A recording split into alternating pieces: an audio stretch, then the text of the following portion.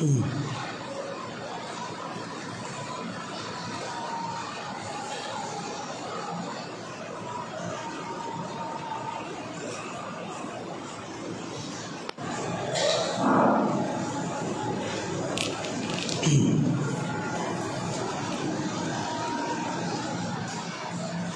हम्दुलिल्लाहि वहदह वस्सलातु वस्सलामु अला मन ला नबिय्य बअदा अम्मा बअद फ़इन्न खैरल हदीथि किताबुल्लाह व खैरल हुदा हुदा मुहम्मदिन सल्लल्लाहु अलैहि वसल्लम व शर्रल उमूरि मुहदसतुहा व कुल्लु मुहदसतिन बिदअह वकुल्ल बिदअतिन दलाला वकुल्ल दलालतिन फिन्नार अऊज़ु बिल्लाहि मिनश शैतानिर रजीम ला यनालल्लाह लुहुमुहा वला दिमाउहा वलाकिन यनालुहु तक़वा मिनकुम आलाया। अन अब्दुल्लाह इब्न अब्बास रज़ियल्लाहु तआला अन्हु क़ाल कुन्ना मअ रसूलिल्लाहि सल्लल्लाहु अलैहि वसल्लम फी सफ़र फ़हजरल अज़हा फ़स्तरकना फ़िल बक़रति सबअतुन व फ़िल बइरि अशरतुन रवाहु तिरमिज़ी व नसाई बिसनदिन सहीह। प्रशंसा अल्लाह सुब्हानाहु व तआलार जन्य, शांति अवतीर्ण होक आल्लाह रसूलेर ऊपर सल्लल्लाहु आलैहि वसल्लम। सम्मानित मस्जिदेर मुसल्लिगण, आजके आमादेर এই জুমার দিনে সংক্ষিপ্ত আলোচনা হবে কুরবানি। যদিও কুরবানি বিষয়টি আপনাদের সকলেরই অবগত, সকলেরই জানা, তারপরেও আমি মনে করি যুগ যুগ থেকে যে কোরবানি সম্পর্কে বক্তব্য শুনে আসছেন, সত্য মিথ্যা সত্য মিথ্যা সত্য মিথ্যা শুনে আসছেন, তার থেকে আজকে একটু ভিন্ন রকমভাবে বক্তব্য শুনতে পাবেন বলে আমি আশাবাদী। তবে আমিও মানুষ, ভুল হলে ধরিয়ে দেবেন, পরিশেষে সংশোধন করার চেষ্টা করব ইনশাআল্লাহ। আর যদি কথা ভুল না হয় আপনাকে এক বাক্যেই কথা মেনে নিতে হবে, এটাই শরীয়ত, এটাই বিধান। সম্মানিত উপস্থিতি, একটু আপনারা একখানে আমার দিকে চেয়ে থাকবেন। কুরবানির বিষয়টি অতীব গুরুত্বপূর্ণ একটি বিষয়। কিছু কিছু ইবাদত রয়েছে যে ইবাদত দিয়ে আল্লাহ তাআলার নৈকট্য লাভ করতে হয়। কিছু কিছু ইবাদত রয়েছে যে ইবাদত দিয়ে আল্লাহ তাআলার কাছাকাছি হতে হয়। যেমন সালাত, যাকে আপনারা নামাজ নামে চিনেন। সালাত দিয়ে আল্লাহ তাআলাকে যত ডাকা যায় অন্য কোনো ইবাদত দিয়ে আল্লাহ তাআলাকে তত ডাকা যায় না। তার আরও একটি হচ্ছে সিয়াম। সিয়াম দিয়ে আল্লাহ তাআলাকে যত খুশি করা যায়, আর পৃথিবীতে এমন কোনো ইবাদত নেই যে আল্লাহ তাআলা সিয়ামের মতো কোনো ইবাদতে খুশি হবে। তার মানে বোঝা যাচ্ছে সব থেকে যে ইবাদতে আমাদের রব খুশি হন তার নাম সিয়াম। এই ইবাদত আল্লাহ নবী সাল্লাল্লাহু আলাইহি ওয়াসাল্লাম বলতেই গেছেন। এইভাবে আমি বিবরণ দিতে আপনাকে শেষ পর্যায়ে এসে বলি, হজ। হজ একটা গুরুত্বপূর্ণ অতি দামি ইবাদত। আমাদের নবী মুহাম্মদ সাল্লাল্লাহু আলাইহি ওয়াসাল্লাম বলেন, কেউ যদি হালাল টাকা দিয়ে সঠিকভাবে হজ করে আর তার হজ যদি আল্লাহ তাআলা কবুল করে নেয়, তাহলে সেই ব্যক্তি হয়ে গেল ওই দিনের মতো যেদিন তার মাতাকে জন্ম দিয়েছিল। তার মানে তার জীবনে পাপ আর নাই। এগুলি সব ইবাদত। ইবাদত দিয়ে আল্লাহ তাআলার নৈকট্য লাভ করতে হয়, কাছাকাছি হতে হয়। ঠিক তেমনই কুরবানিও এমন একটি ইবাদত যেই কুরবানি দিয়ে আল্লাহ তাআলার কাছাকাছি হতে হয়। কথা বুঝতে পারেননি? কুরবানি এমনই একটা ইবাদত যে ইবাদত দিয়ে আল্লাহ তাআলার নৈকট্য লাভ করা যায়। একটু দেখেন, আপনারা কুরবানি বলে থাকেন, এই কুরবানি কথাটি ফার্সি, হিন্দিও নয়, উর্দুও নয়, বাংলাও নয়। এই বাক্যটি হচ্ছে ফার্সি বাক্য, ফার্সি শব্দ। এর আরবি হলো কুরবান, যার অর্থ হলো নৈকট্য, কাছাকাছি হওয়া, পাশাপাশি হওয়া। এই জন্যে বিদ্বানগণ বলেছেন, আল কুরবানু মা ইউতাকাররাবু বিহি ইলাল্লাহি তাআলা। কুরবানি ওই মাধ্যমকে বলা হয় যেই মাধ্যম দিয়ে আল্লাহ তাআলা নৈকট্য লাভ করতে হয়। তার মানে এই বিবরণ দ্বারা বোঝা যাচ্ছে কুরবানি দিয়ে আল্লাহ তাআলার কাছাকাছি হওয়া যায়।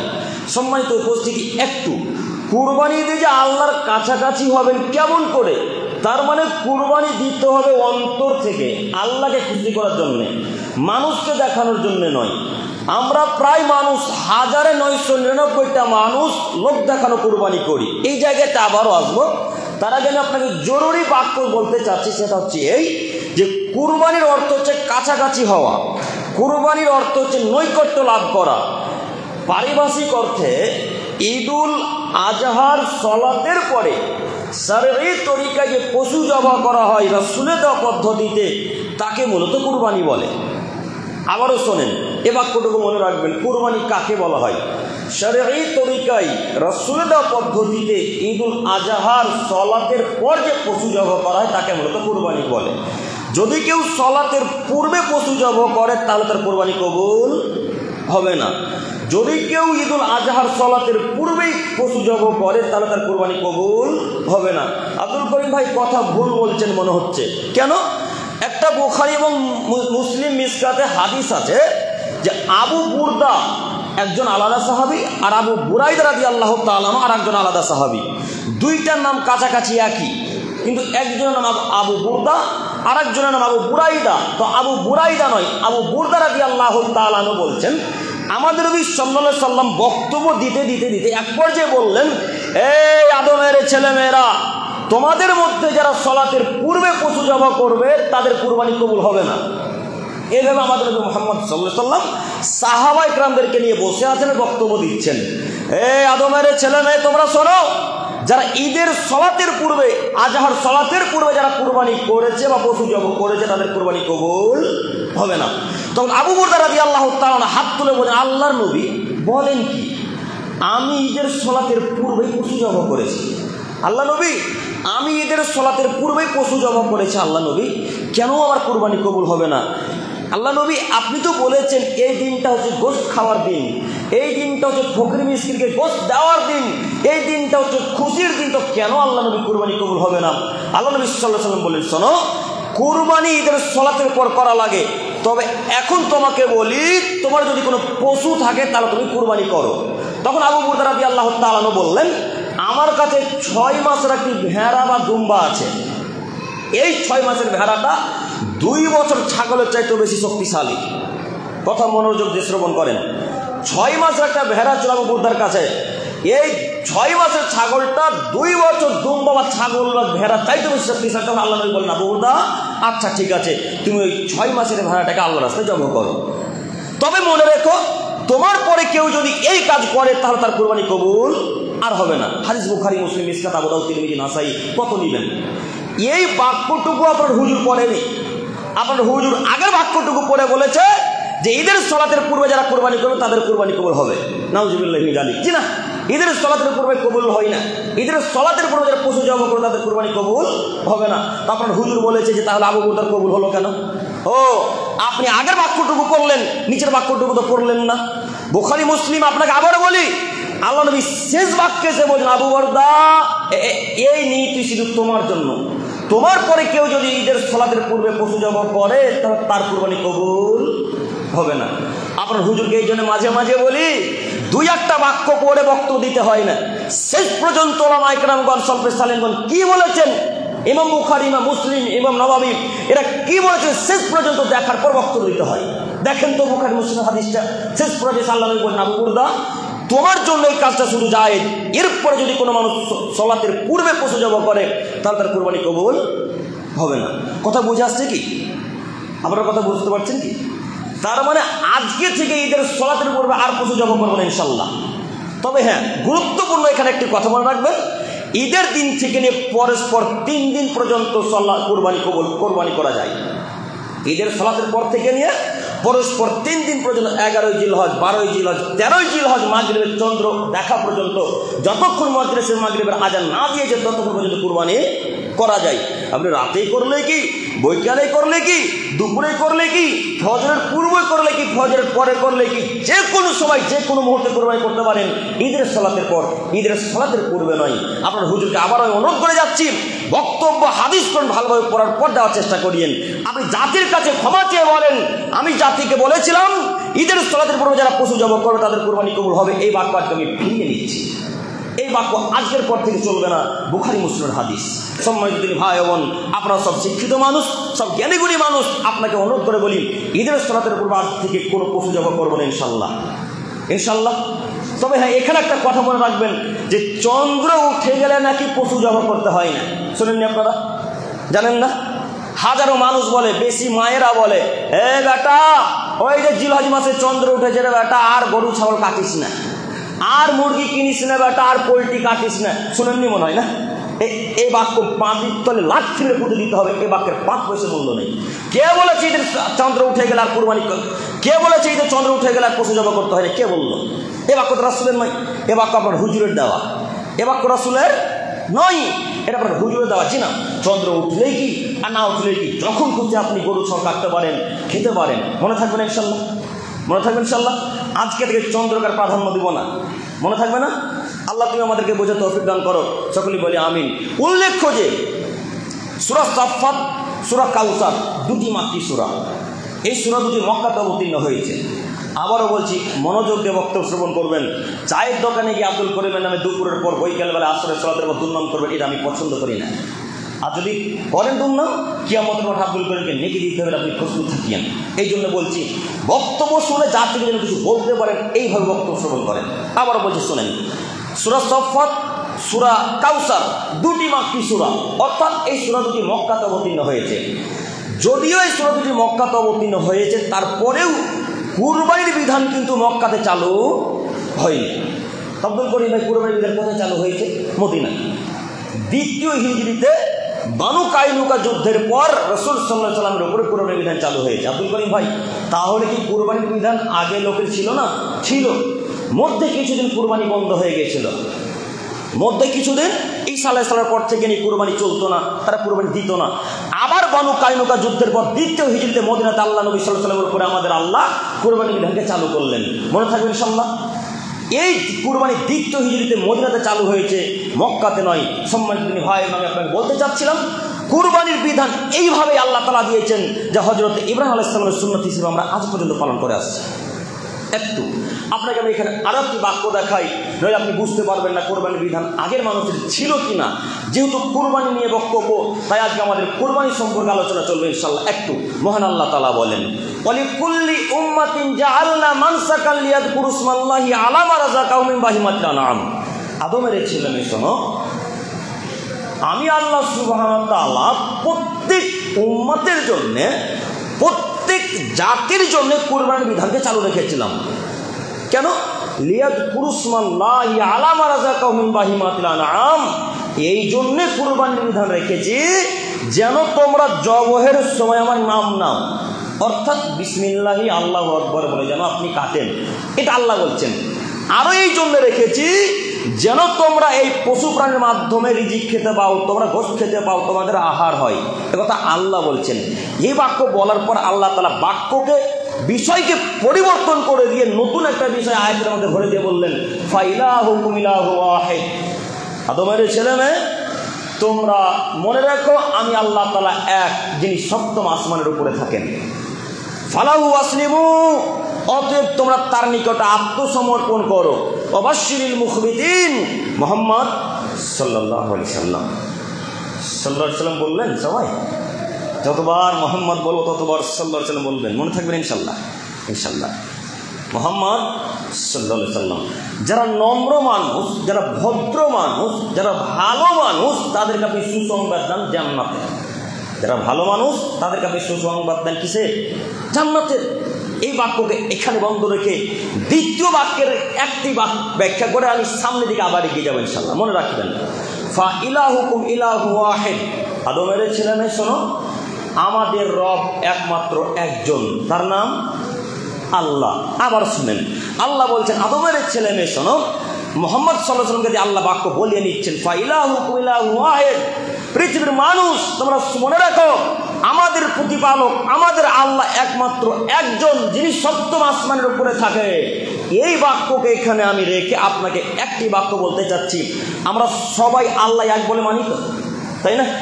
আমরা সবাই আল্লাহকে এক বলে মানি, এ কথা আপনি বলছেন, কিন্তু আমি আব্দুল করিম আমিন ইসলাম আপনাকে বলছি, জি না, আপনি আল্লাহ এক বলে মানেন না। আপনারা কেউ, প্রায় মানুষ, লালগোলা, মুর্শিদাবাদ, জঙ্গিপুর, যেখানকারই হোক না কেন, প্রায় মানুষ আল্লাহ এক এটা তারা বিশ্বাস করে না। আব্দুল করিম ভাই কেমন নতুন কথা বলছেন? এতদিন ধরে আমরা আল্লাহ এক বলে বিশ্বাস করে আসছি, আজকে বলছেন আল্লাহ এক বলে মানি না। মানে কথায় হিসাব করে বলিয়েন, নইলে গাড়ির চাকা কিন্তু দেবো না। লালগোলাতে এসেছেন, জি লালগোলাতে এসেছি বলে তো প্রমাণ নিয়ে এসেছি, আপনি মনে রাখবেন। দেখেন আপনি আল্লাহকে এক বলে মানেন কিনা। আল্লাহ এক এই বাক্য যদি মানতেন তাহলে আপনার হাতে তাবিজ থাকতো। কথা বুঝতে পারেননি? কথা বুঝতে পারলাম না? না কথা বুঝতে পারছেন না? আল্লাহ এক বলে যদি মানতেন তাহলে আপনার স্ত্রীর সন্তান হয় না, ওই ফুরফুরা শরীর সন্তান চাইতে যেতেন। কথা ক্লিয়ার হয়নি? ক্লিয়ার হচ্ছে না? আল্লাহ এক বলে যদি আপনি বিশ্বাস করতেন তাহলে আপনার মেয়েকে জিনে ধরেছে, কালো ডোরার কালো ধাগা এই গলায় থাকতো না। এই জন্য আমি আপনাকে বললাম যে আল্লাহ এক, এটা আপনি মানেন না। দেখি কোন মায়ের বেটা বলে আমি মানি। যদি মানতে হয় তাহলে তাবিজের মুখে লাথি মেরে নদীতে, পদ্মাতে ভাসিয়ে দিতে হবে। সামনে পদ্মা, এই পদ্মাতে ভাসিয়ে দিয়ে তওবা করে বলতে হবে আল্লাহ আপনি একজন, সপ্তম আসমানের উপর থাকেন, এটাই মেনে নিলাম। আজকে থেকে তাবিজের মুখে লাথি মারলাম, পীরের মুখে লাথি মারলাম, মাঝের মুখে লাথি মারলাম, তাবিজের মুখে লাথি মারলাম, আল্লাহ তুমি আমার আল্লাহ ক্ষমা করো। এ বাক্য আপনাকে বলতে হবে আপনি যদি আল্লাহকে এক বলে বিশ্বাস করেন। আমি আপনাকে আবার বলে যাচ্ছি, আপনি আল্লাহ এক বলে বিশ্বাস করেন না। যদি বিশ্বাস করতেন তাহলে বাড়িতে ঢোকার সময়তেই মেন গেটে সূরা ইখলাস, সূরা নাস, সূরা ফালাক আর আয়াতুল কুরসি লেখা থাকতো না? নাই মনে হয়? কথা ভুল হচ্ছে আমার, না? বাড়ির গেটে সূরা ইখলাস, সূরা ফালাক, সূরা নাস লেখা নাই? কি করবে এই কাগজটা? কি করবে আপনার? কি বরকত করতে পারে কাগজটা? আল্লাহ নবী বলছেন যে বাড়িতে সূরা বাকারা তেলাওয়াত করা হয় ওই বাড়িতে শয়তান থাকে না।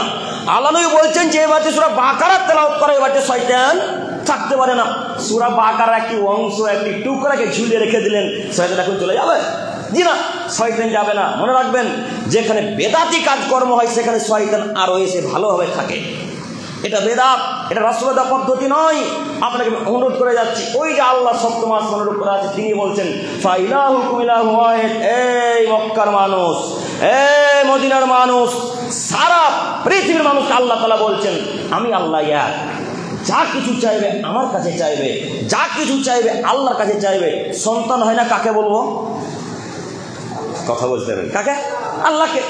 আমার ছেলেকে জিনে ধরেছে, কাকে বলবো এখন? আল্লাহকে। ওই পীর সাহেবের কাছে জোড়া নিতে যেতে হবে না, কালো ধাগা লাল ধাগা নেওয়া যাবে না। কথা বুঝতে পারেননি মনে হয়? কোনো মায়ের বেড়ার খবর থাকলে বলুক যে তাবিজ বাঁধা যাবে। হাদিস কোরআন দিয়ে পদ্মাতে যদি পুঁতে না দিতে পারি তো জাতির সঙ্গে কথা বলবো না ইনশাল্লাহ। এমন কোনো মায়ের বেটা বলে নাই কেন যে তাবিজ দেওয়া যায়। সম্মানিত মুরব্বী সাহেব, জরুরি এখানে অনেক কথা ছিল, যদি সময় অতীব সংকীর্ণ, জুমার দিন আমি এই দিকে না গিয়ে প্রথম বাক্যে ফিরে গিয়ে বলতে চাচ্ছি। আল্লাহ তাআলা বললেন ওয়ালিকুল্লি উম্মাতিন জাআলনা, আদমের ছেলে মেয়ে শোনো, আদম থেকে নিয়ে মুহাম্মদ সাল্লাল্লাহু আলাইহি ওয়াসাল্লাম পর্যন্ত, আদম থেকে নিয়ে মুহাম্মদ সাল্লাল্লাহু আলাইহি ওয়াসাল্লাম পর্যন্ত যত নবী ও রাসূলগণ এসেছেন, প্রত্যেক নবী রাসূলগণের যুগেই কুরবানির বিধান ছিল।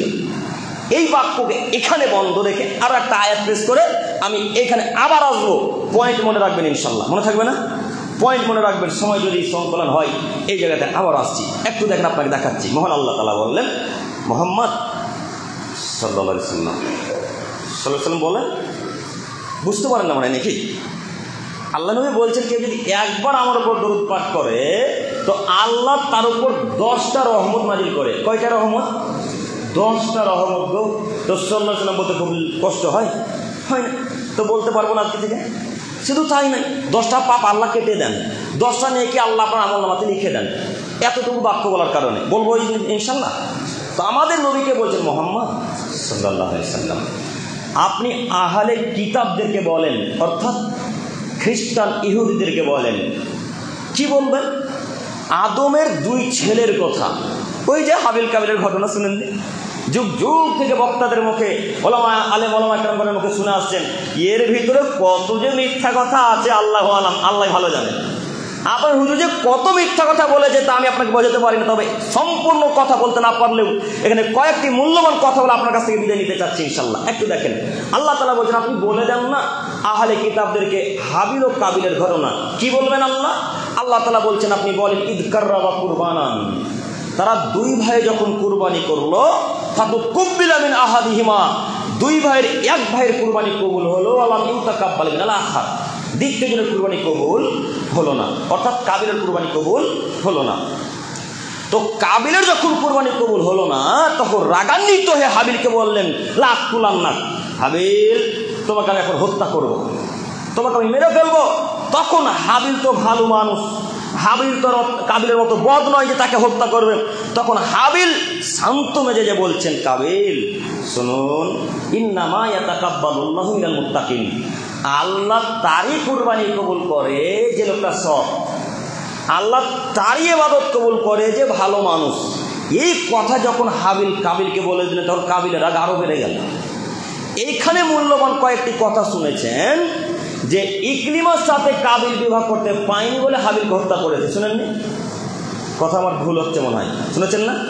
এইখানে এবার শুরু করছি। দেখেন, আগের যুগের নিয়ম ছিল হাওয়া আলাইহিস সালামের পেট থেকে একটা ছেলে একটা মেয়ে জন্মগ্রহণ করতো।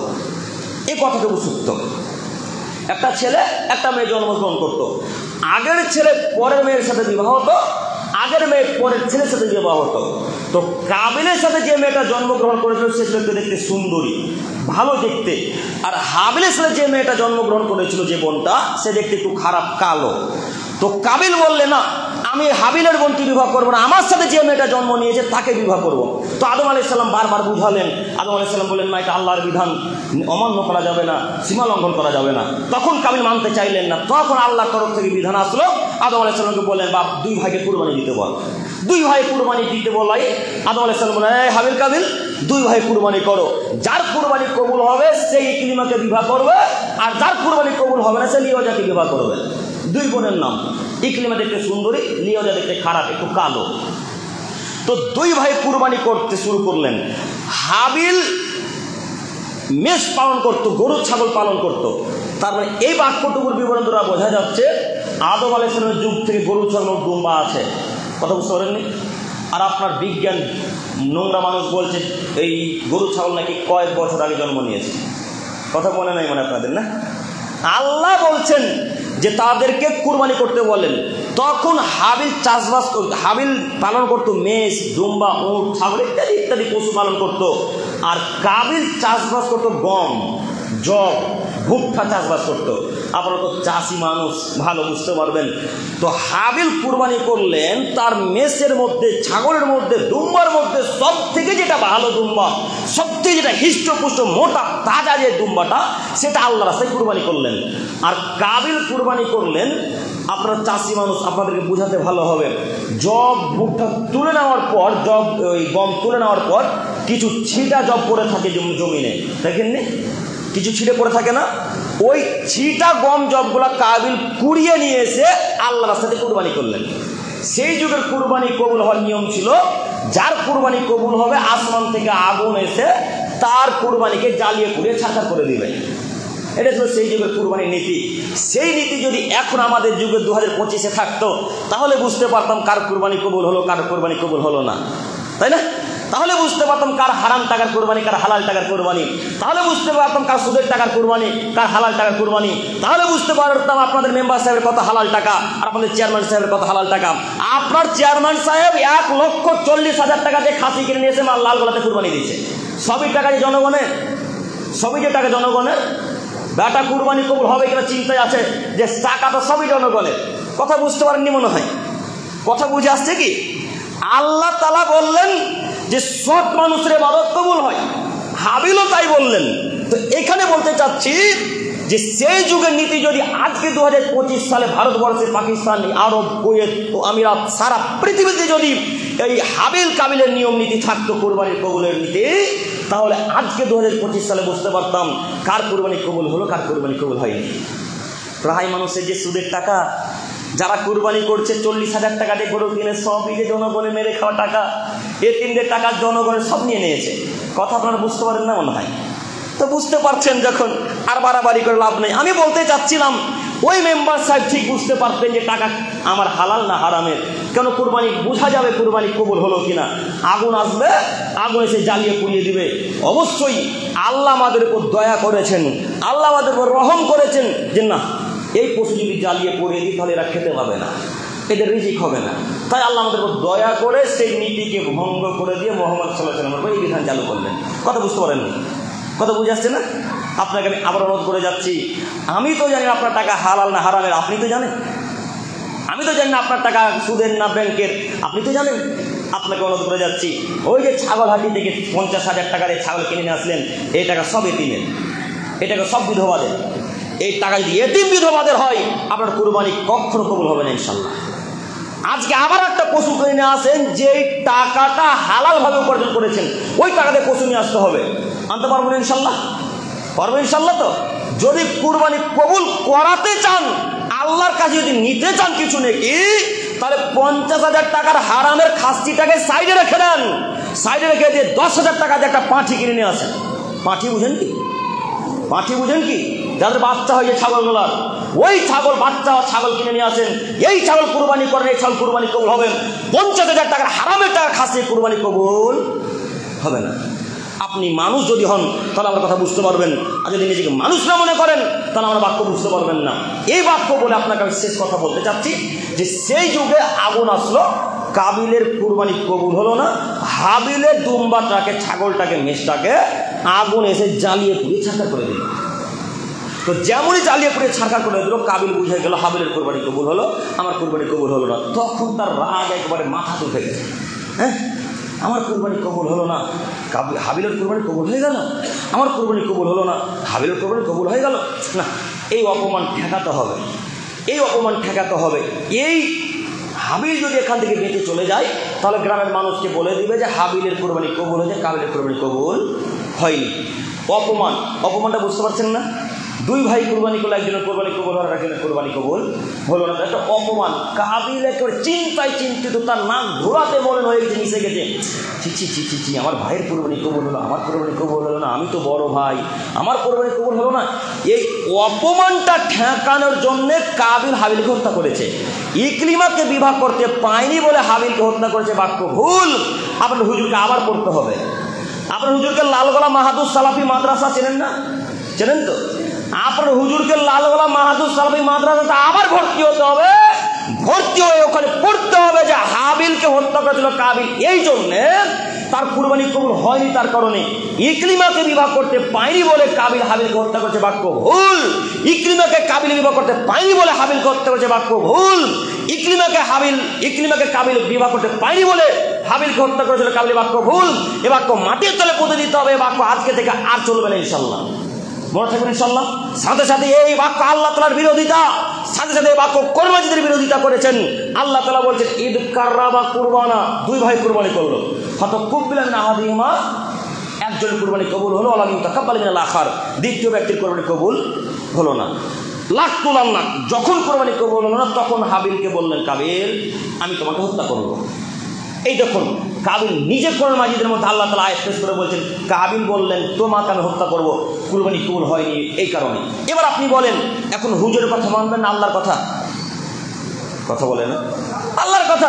তাহলে এতদিন ধরে যুগ যুগ ধরে যে বক্তব্য শুনে আসছেন, এই কথাই মেমোরিকে এখন পরিষ্কার করতে হবে। মেমোরিতে ভাইরাস ঢুকেছে, আপনার হুজুরও ভাইরাস, মেমোরিটাকে ভাইরাস করেছে। মেমোরিটাকে চেঞ্জ করে পরিষ্কার করে নতুন এই মেমোরি ভরতে হবে, মনে থাকবেন ইনশাল্লাহ। আল্লাহ তোমার কাছে ভিক্ষা দিয়ে বলি, তুমি আমাদেরকে কুরবানি সম্পর্কে বুঝে তৌফিক দান করো, সকলে বলি আমিন। হামিদান মুসাল্লিয়ান আম্মা বাদ। সম্মানিত উপস্থিতি, আমি বলছিলাম কুরবানি, একটু দেখেন এইখানে যেহেতু কথা একটা বন্ধ রেখে আমি নিচে বসলাম, তার আর একটি কথা হচ্ছে ইন্নামা ইয়াতাকাব্বালুল্লাহু মিনাল মুত্তাকিন। হাবিল বললেন, কাবিল শুনুন, যারা পরহেজগার মানুষ, যারা তাকওয়াশীল মানুষ, তাদের কুরবানি আল্লাহ কবুল করবেন, তাদের ইবাদত আল্লাহ কবুল করবেন। এই বাক্যের একটা বাক্য এখানে বলে, আর একটা অন্য একটা আয়াত পেশ করে বলছি, একটু শোনেন। মহান আল্লাহ তাআলা বলেন, ইন্নাল্লাহা মা'আল্লাযীনা তাকাউ ওয়াল্লাযীনা হুম মুহসিনুন। পৃথিবীর মানুষ শোনো, যারা তাকওয়াশীল মানুষ, যারা পরহেজগার মানুষ, তাদের সাথে আমি আল্লাহ তাআলা আছি। আল্লাহ বলছেন ইন্নাল্লাহা মাআল্লাযিনা তাকাউ ওয়াল্লাযিনা হুম মুহসিনুন। আদমের ছেলে শোনো, তোমাদের মধ্যে যারা পরহেজগার, তোমাদের মধ্যে যারা তাকওয়াশীল, তাদের সাথে আমি আল্লাহ তাআলা আছি। দুইটি বাক্যের কাছাকাছি একই কথা, কাছাকাছি সম্পূর্ণ নয়, কাছাকাছি একই কথা। হাবিব বললেন ইন্নামা ইয়াতাকাব্বালুল্লাহু মিনাল মুত্তাকিন, যারা তাকওয়াশীল মানুষ তাদের ইবাদত কবুল হবে। আর আল্লাহ বলছেন ইন্নাল্লাহা মাআল্লাযিনা তাকাউ ওয়াল্লাযিনা হুম মুহসিনুন, যারা পরহেজগার তাকওয়াশীল মানুষ তাদের সাথে আমি আল্লাহ আছি। এই দুইটির বাক্যের বিবরণ দ্বারা বোঝা যাচ্ছে যারা তাকওয়াশীল মানুষ, পরহেজগার মানুষ, ভালো মানুষ, দামি মানুষ, তাদেরই কুরবানি কবুল হবে, তাছাড়া আর কারোর কুরবানি কবুল হবে না। আপনি কুরবানি করতে যাচ্ছেন, তার আগের দিন কত ঝগড়া ভাইয়ের সাথে, হ্যাঁ, তোকে কেটে ফেলে দেবো, তোর বংশকে উড়িয়ে দেবো, কথা বলেন না ওনাই না, কত কথা। আল্লাহ সামাদ, এই তো আপনি ভালো মানুষ। বাপের সাথে ঝগড়া জমি নিয়ে, ভাইয়ের সাথে ঝগড়া জমি জায়গা নেই, কত ঝগড়া, এই তো আপনি ভালো মানুষ। আবার পাড়া প্রতিবেশী অন্য জায়গা থেকে যখন লোক আসে বলছে আমার আব্বাকে খুবই ভালোবাসি, আমার আম্মুকে খুবই ভালোবাসি, তখন আর ঢঙের শেষ নাই। ঢং বুঝতে পারলেন কি? তখন আর কথার শেষ নাই, মনে হচ্ছে আপনারও তো পরেশগার তাকওয়াশীল মানুষ পৃথিবীতে কেউ নেই। এখন জান্নাতুল ফেরদাউস থেকে লালগোলাতে আসলেন, কেউ ভালো মানুষ না আপনার থেকে। সম্মানিত মুরব্বী সাহেব, আল্লাহর কথা আপনাকে কেমনে বুঝাই, আল্লাহর কথা আপনাকে কি দিয়ে বুঝাই?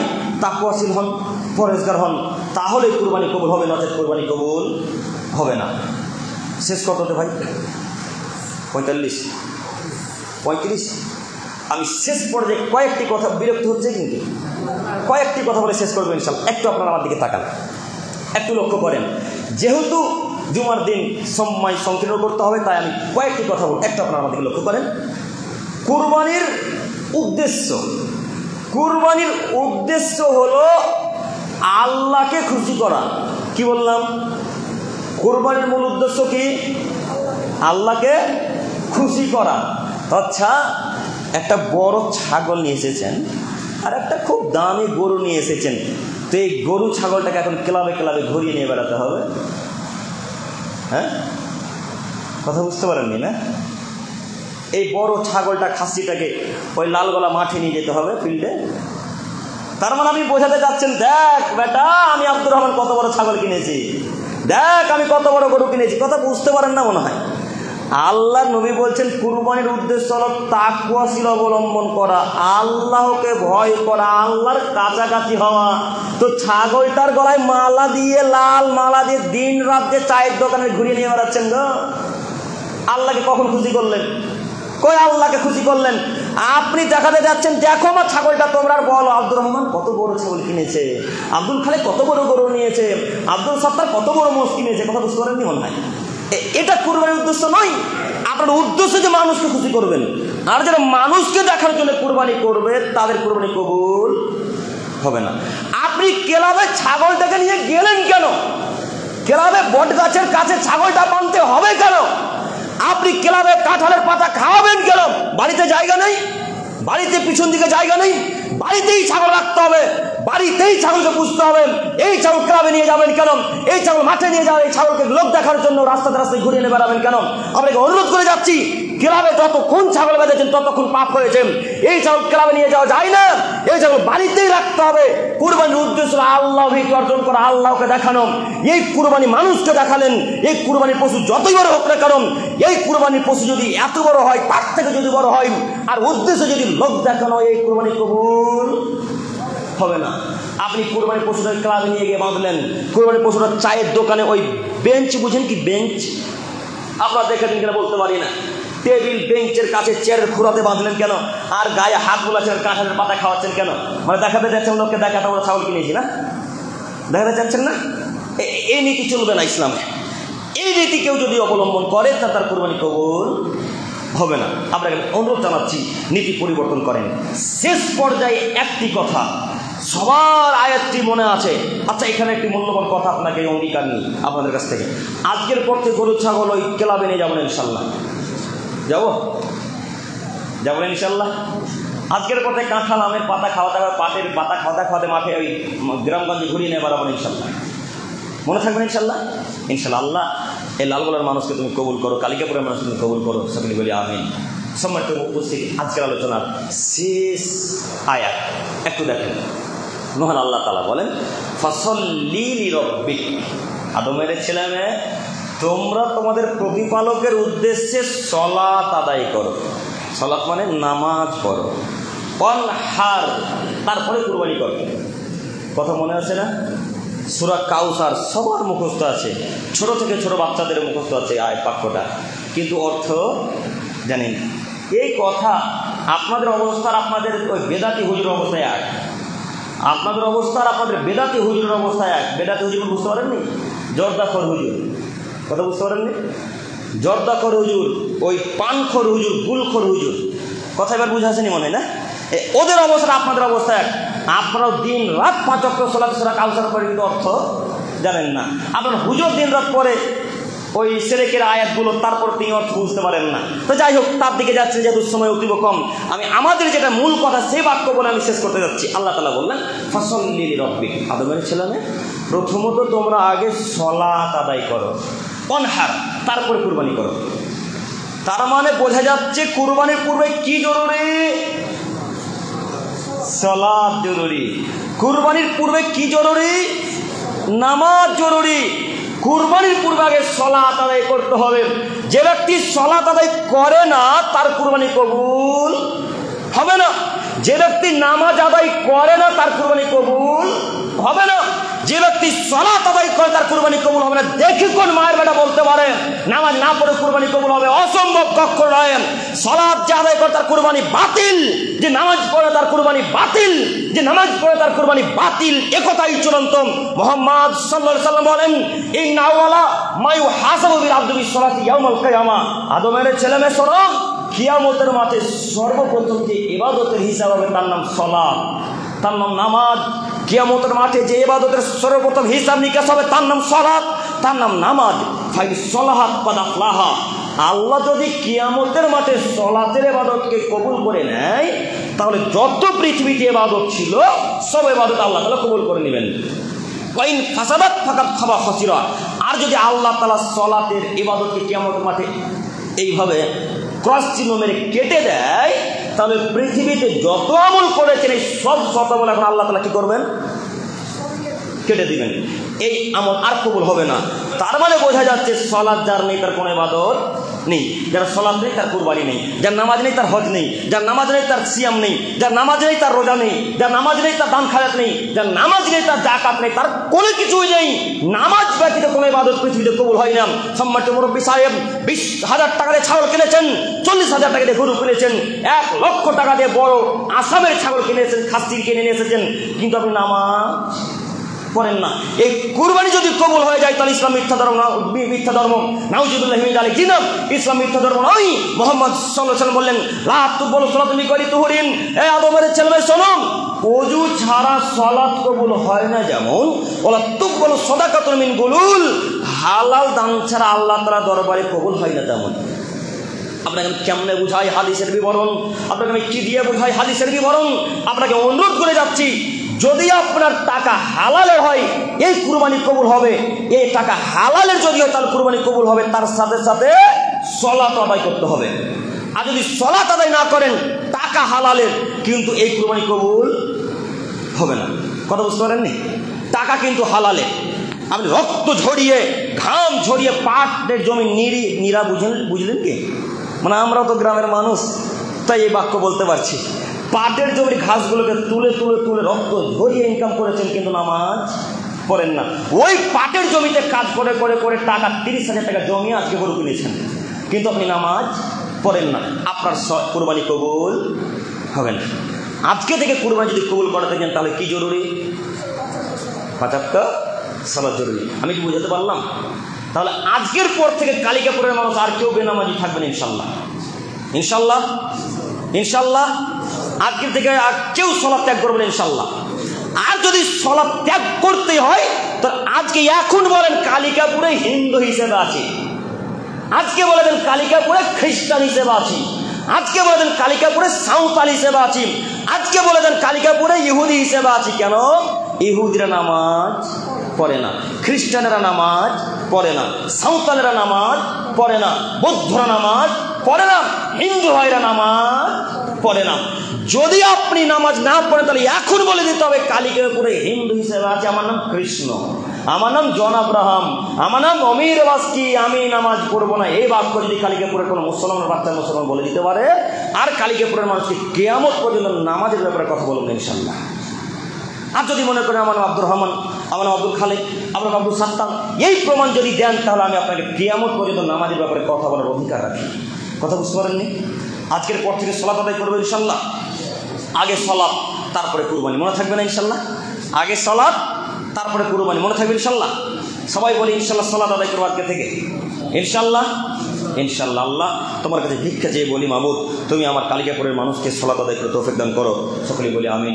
যদিও কথা আরও অনেক বলার ছিল, সময় অতীব সংকীর্ণ, তাই আমি কথা না বাড়িয়ে শেষ পর্যায়ে সে মাবুদকে বলতে চাচ্ছি, হে প্রতিপালক তুমি আমাদের সারা পৃথিবীর মানুষের কুরবানিকে কবুল করে নিও। সকলে বলি আমিন। পরিশেষে দোয়া করি, হে প্রভু দয়াময়, আমরা অনেক আলোচনা করলাম শুক্রবারের দিন, মাবুদ তোমার কাছে ভিক্ষে চেয়ে বলি, মাবুদ তুমি আমাদেরকে হালাল টাকা দিয়ে তোমার অশ্লীল পদ্ধতিতে কুরবানি করে তৌফিক দান করো। সকলে বলি আমিন। পরিশেষে দোয়া করি, হে প্রভু দয়াময়, তুমি তো রহমান, তুমি তো রহিম, তুমি তো চাইলেই পৃথিবীর মানুষকে সৎকি নামাজি বানিয়ে দিতে পারো, তুমি তো চাইলে সারা পৃথিবীর মানুষকে ইমানদার বানিয়ে দিতে পারো মাবুদ, কিন্তু তুমি করবে না। যতক্ষণ পর্যন্ত মানুষ না পরিবর্তন হতে চাইবে নিজেকে, ততক্ষণ পর্যন্ত আল্লাহ পরিবর্তন করে না। তারপরেও বলি মাবুদ তুমি আমাদের দিনী ভাইদের অন্তরে, আমাদের অন্তরে আল্লাহ তোমার ভয় জাগিয়ে দাও। সকলে বলি আমিন।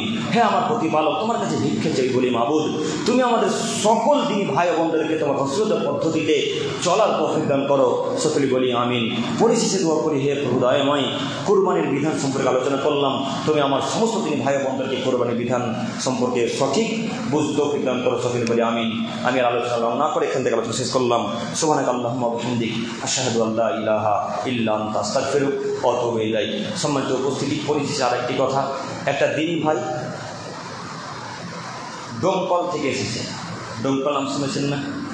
ডোমকল অনেক দূর থেকে তিনি এসেছেন। তার চাচা যান অসুস্থ, তার চাচার কেউ নেই। এই ডান পায়ে কি বাম পায়ে যত সম্ভব ক্যান্সার হয়ে গেছে, মানে ক্যান্সার থেকে যেটা মারাত্মক রোগ, আর একটা কী বলে ভাই ওটা, যার নামটা মনে আমার নেই, উনি জানেন। তো ওই এই পায়ের তলাতে, মনে করি এটা পা, এই পায়ের এই জায়গাটাতে পোকা হয়ে গেছে। পোকাগুলো দেখতে পাবেন, ভাইয়ের কাছে ভিডিওতে আছে। তো এই পোকা হয়ে যাওয়ার কারণে প্রতিদিন একদিন অন্তর অন্তর ড্রেসিং করতে হয়, অনেকটা খরচ আছে। তার চাচার কেউ নেই, তার চাচার বিবাহ শাদীও করেননি, ওনাদের কাছে থাকেন, ইনি একাই মানুষ। কাজে আপনাদের কাছে তিনি বলেছেন যে যতটুকু পারবে যেন সহযোগিতা করে। শেষ পর্যায়ে আপনাদেরকে বলছি, যে যতটুকু পারবেন কেউ না দিয়ে যাবেন না ইনশাল্লাহ। ইনশাল্লাহ আল্লাহ সুবহানাহু ওয়া তাআলা, রাসূল সাল্লাল্লাহু আলাইহি ওয়াসাল্লাম বলেন, কেউ যখন দান খায়রাত করে তখন তার বিপদ আমি আল্লাহ তাআলা দূর করে দিই। মনে করেন ওই যেখানে আমরা নামলাম, কি জায়গার নাম, ছাগলহাটিতে আপনার অ্যাক্সিডেন্ট হওয়ার কথা ছিল। আল্লাহ লিখেছেন পৃথিবী সৃষ্টির 50,000 বছর পূর্বে, আজকে বা কালকে বা কোনো একদিন সাদকা দান খায়রাত করেছেন। এই দান সাদকা করার কারণে আল্লাহ তাআলা এই অ্যাক্সিডেন্টটাকে এখন উঠিয়ে নেবেন। কথা বুঝতে পারেননি মনে হয়? আজকের সলাতে দোয়া করলেন যে আল্লাহ আমি জঙ্গিপুর যাব বা বহরমপুর যাব, আল্লাহ রাস্তাঘাটে যেন কোনো অসুবিধা না হয়, কোনো অ্যাক্সিডেন্ট না হয়। কিন্তু পৃথিবী সৃষ্টির 50,000 বছর পূর্বে আল্লাহ অ্যাক্সিডেন্টটা লিপিবদ্ধ করেছিলেন। আজকে দোয়া করেছেন, এই কারণে আল্লাহ তাআলা অ্যাক্সিডেন্টটাকে উঠিয়ে নেবেন। কথা বুঝতে পারেননি? এই যে দানের ফজিলত, এই যে দোয়ার ফজিলত। অতএব আমি শেষ করে দিয়েছি, আপনাদেরকে বলছি যে যতটুকু পারবেন দান করবেন। আমি এখান থেকে আলোচনা শেষ করলাম। আসসালামু আলাইকুম ওয়া রাহমাতুল্লাহি ওয়া বারাকাতুহু।